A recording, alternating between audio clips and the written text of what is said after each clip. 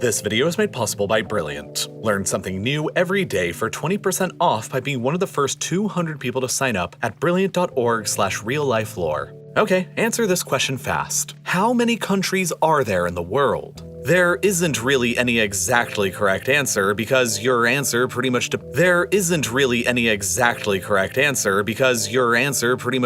on who's asking the question. The United Nations lists 193 countries as members. The International Olympic Committee lists 206 member countries. Meanwhile, FIFA football lists 211 countries as members. The United States government would say there's 196 countries. The Russian government would say 197. Pakistan would say 192. Everybody has different answers to that question largely because of these 15 awkward places. Places that by pretty much every conventional definition are actual functioning countries, but which to all various extents have only limited international recognition for a whole bunch of different geopolitical reasons. So, beginning from the most recognized down to the least, these are the 15 most awkward and controversial places to call a country in the world. We're starting this list off with South Korea, which has been fully independent now for 73 years and is a full member of the United Nations, but is very publicly unrecognized by one other UN member state with a population of more than 25 million people, North Korea. This is because North Korea claims the entirety of the Korean peninsula and has never recognized South Korea's authority or legitimacy to rule over the peninsula's southern half. But since South Korea is recognized by all of the other 191 UN member states, her legitimacy isn't really that much in question compared with any of the other states that are on this list.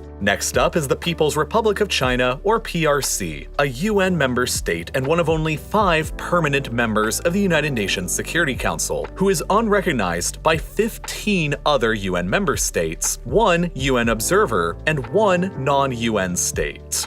15 UN member states withholding recognition may seem like a pretty big deal, but most of these are just pretty tiny countries. In order of largest population to smallest, they are Guatemala, Haiti, Honduras, Paraguay, Nicaragua, Eswatini, Bhutan, Belize, and the tiny island countries of St. Lucia, St. Vincent and the Grenadines, Marshall Islands, St. Kitts and Nevis, Palau, Nauru, and Tuvalu, followed up by the UN observer state of the Holy See or Vatican City. The largest and the most significant place who refuses to recognize the People's Republic, however, is the Republic of China, or ROC, otherwise known as Taiwan, and they are the reason for all of this controversy. The PRC on the mainland and the ROC on the island of Taiwan each claim to be the sole legal government and representative for all of China on the international stage, and each pursue their own version of the One China policy, meaning that every country in the world is given a binary choice. Either recognize the PRC or the ROC as China, but not both. As a result, neither the PRC or ROC recognize each other. Nearly the entire world recognizes the significantly larger and more influential PRC, while only 14 UN member states and the Holy See have publicly chosen to side with the smaller and less influential ROC.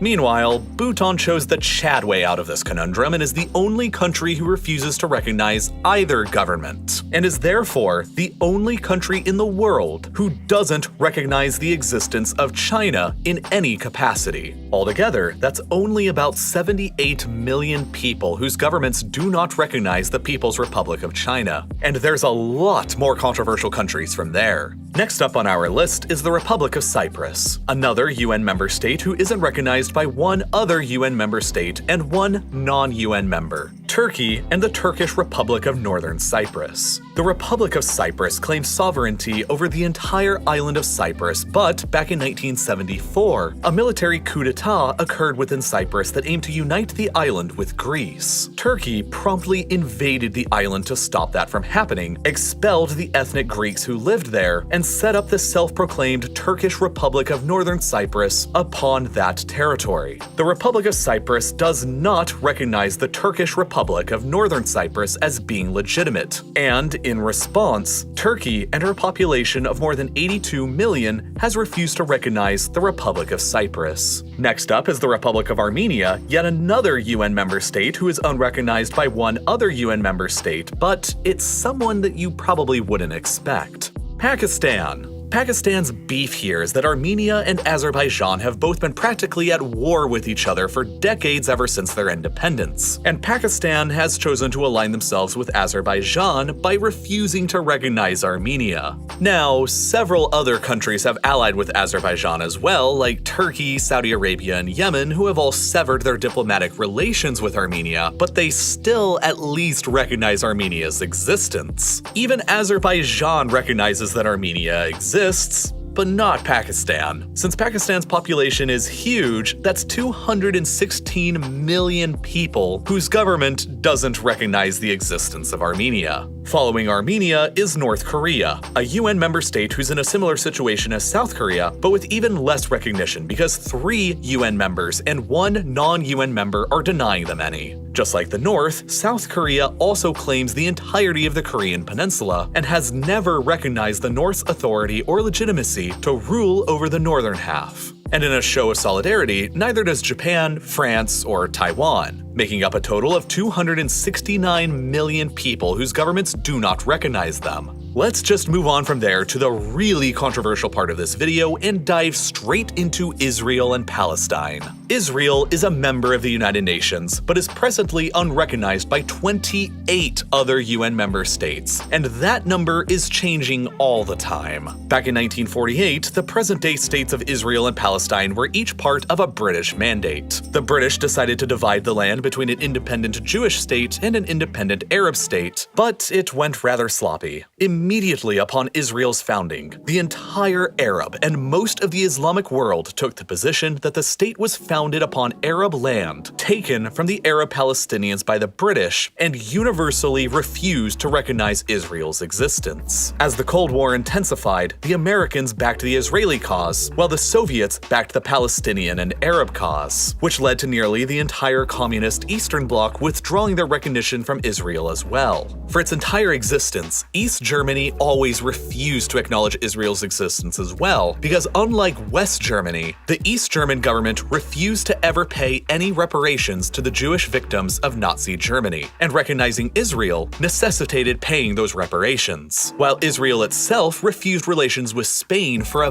very long time because of her longtime dictator Francisco Franco, who had maintained a close friendship with Adolf Hitler and Nazi Germany throughout the Second World War. Finally, after the Yom Kippur War of 1973, Arab nations enacted an oil embargo against all foreign countries who recognized Israel's existence, owing to Israel's occupation of all of the Palestinian Arab territories, which led to widespread severing of relations across Africa and the developing world. By 1975, Israel was widely unrecognized across Africa, the Middle East, Europe, and Asia, but Israeli and American diplomacy, along with massive geopolitical shifts, would dramatically change that over the next several decades. In 1979, Egypt broke ranks with the rest of the Arab world by becoming the first Arab state to recognize Israel in exchange for the return of the Sinai Peninsula, which Israel had previously seized during the Six-Day War of 1967. By 1986, Franco was long dead, and Spain became the final country of Western Europe to recognize Israel. By the 1990s, the Soviet Union had collapsed, and Eastern Europe, along with China, finally got around to recognizing Israel as well. Jordan became the second Arab state to recognize Israel in 1994. Israel managed to convince Guinea to recognize them in 2016 by assisting them with their Ebola epidemic. Chad restored relations in 2019, while the United States helped to convince the United Arab Emirates, Bahrain, Sudan, and Morocco to become the next 4 Arab countries to recognize Israel in 2020.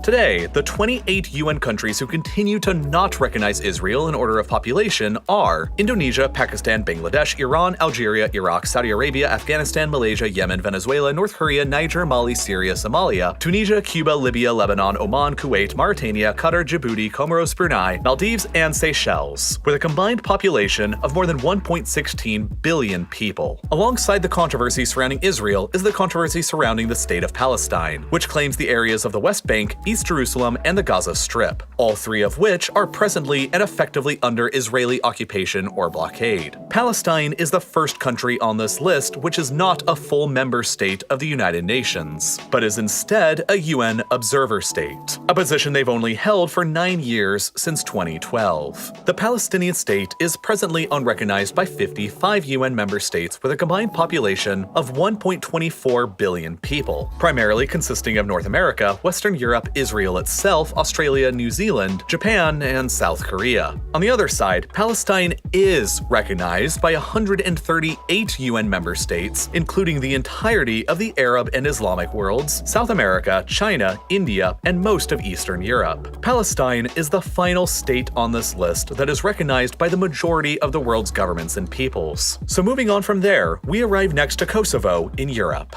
With a population of nearly 2 million people, Kosovo declared independence from Serbia 13 years ago in 2008. Serbia has refused to ever recognize Kosovo as an independent sovereign state and has continued to claim it as just an autonomous Serbian province this entire time. Despite that, though, 97 UN member states representing a combined population of around 2 billion people presently do recognize Kosovo as a fully independent nation, including several big countries like the United States, Canada, Japan, Saudi Arabia, Germany, and France. However, most of the world has taken the Serbian position that Kosovo is simply one of their own rebellious provinces. One of the most notable standout countries who takes this position is Spain, the lone holdout of Western Europe who probably doesn't want to recognize a successful independence in Serbia, while other countries like Russia probably don't recognize Kosovo for very similar reasons. The next least recognized place that may be a country is the Sahrawi Arab Democratic Republic, or SADR. They claim the entire territory of Western Sahara and Africa as their own sovereign territory, which is in staunch opposition to Morocco's claim of also the entirety of Western Sahara. This is all because, up until 1975, Western Sahara was occupied by Spain when they finally gave it up. Morocco invaded the territory and claimed it for themselves, while the Sahrawi nationalist movement began a war of independence against them.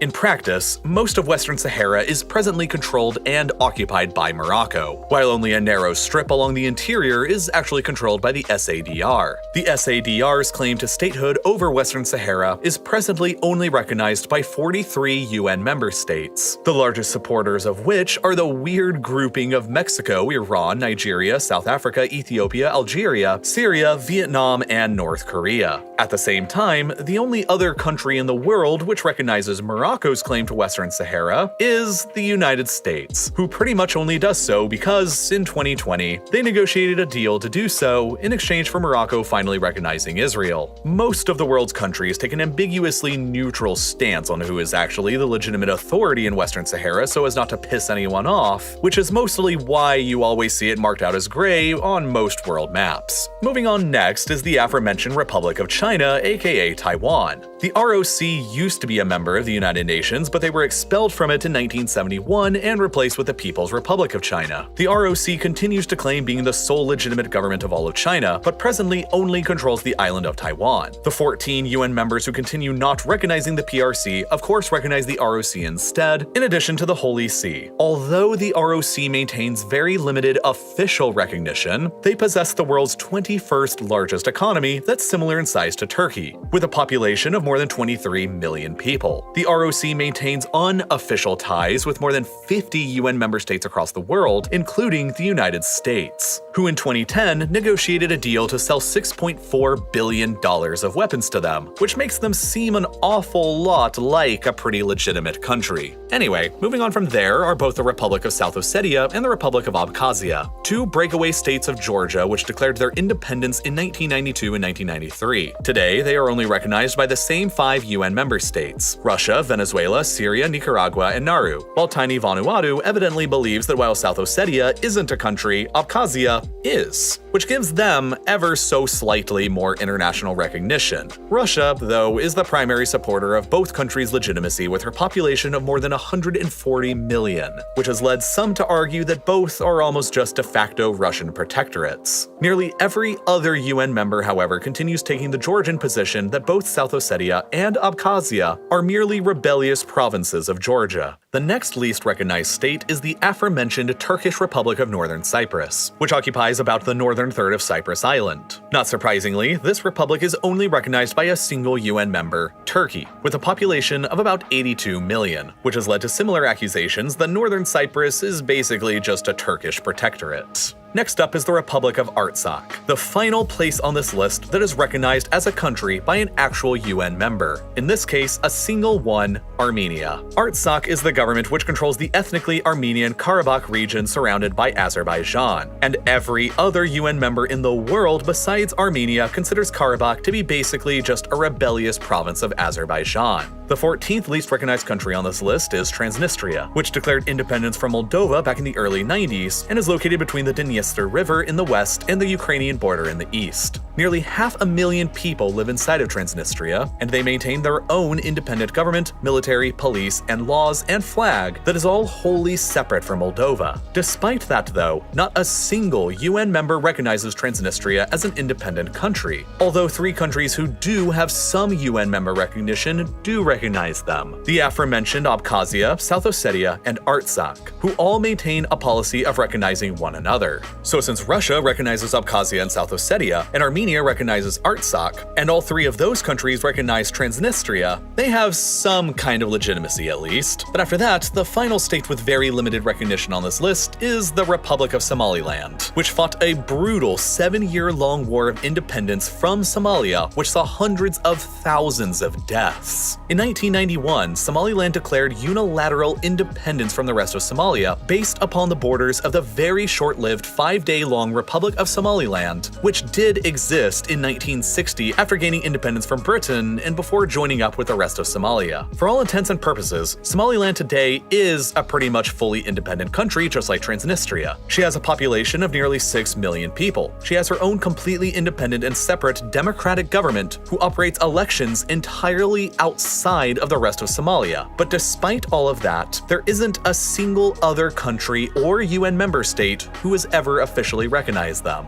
And Somalia, meanwhile, continues to claim them as just an autonomous province of Somalia, similar to how Serbia continues to claim Kosovo or how Georgia continues to claim South Ossetia. Despite all of that though, there are 6 UN member states who do maintain consulates and unofficial relations with Somaliland: Ethiopia, Kenya, Djibouti, the United Arab Emirates, Turkey, and Denmark. But because there isn't any official recognition just yet, not even from non-UN members who have UN member recognition like Transnistria has, Somaliland is the least recognized country on the planet that's definitely still very much so a country. Well, unless you consider Afghanistan right now, which so far since the Taliban took over, no other country has officially recognized either, but I think that's a tale for another time. So yeah, counting up how many countries there are is a pretty complicated and pretty controversial business. And none of this is all to even mention the dozens of other places around the world that have even less recognition than these 15. Counting up everybody who's ever claimed to have created a country gets complicated quickly, and in a way, that's pretty much just how math works in general. The more and more you start learning, the more complicated it seems to become. Maybe you're interested in learning more about our complicated world. Or maybe you just want to brush up on the basics of math, logic, or science. So, what should you do? Well, you're already watching educational videos here on YouTube, which is a great start, but in order to really learn something, you have to actually do it, and that's where Brilliant will come in to help. Brilliant is a website and app built off of this exact principle. You learn best while doing and solving in real time. You can jump directly into solving problems and be coached bit by bit until, before you even realize it, you've learned a brand new subject in STEM. Let's take this lesson they offer on the Pythagorean theorem as an example. You may remember from school what the formula is, but in this lesson, you're moving around triangles and actually proving that a squared plus b squared is equal to c squared. Every lesson you take on Brilliant is as interactive and easy to understand as this one, and it scales all the way up from here to complex topics that you never imagined you'd actually understand. You won't ever be asked to memorize long, complicated formulas or endless facts. You just pick a course you're interested in, like solar energy or computer science, and you get started. And if you're feeling stuck or make a mistake, you can simply read the explanations to find out more and learn at your own pace. The best part about Brilliant, though, is that there's something there for everybody, whether you want to start at the very basics of science, math, and computer science, or dive straight into cutting-edge topics like differential equations or neural networks. I always struggled with learning complicated STEM subjects while I was in school because it was so easy for me to get overwhelmed by a huge wall of information that was difficult to ever focus on. But now, Brilliant has helped me so much with learning about all of these things that I used to think were just a lost cause, and they help me make videos like the one you just watched. So if you'd like to join me and the community of 8 million other learners and educators today, you can get started on anything from astrophysics to Algebra 2 for 20% off by being one of the first 200 people who go to brilliant.org/reallifelore or by following the link that's down below in the description. And as always, thank you so much for watching.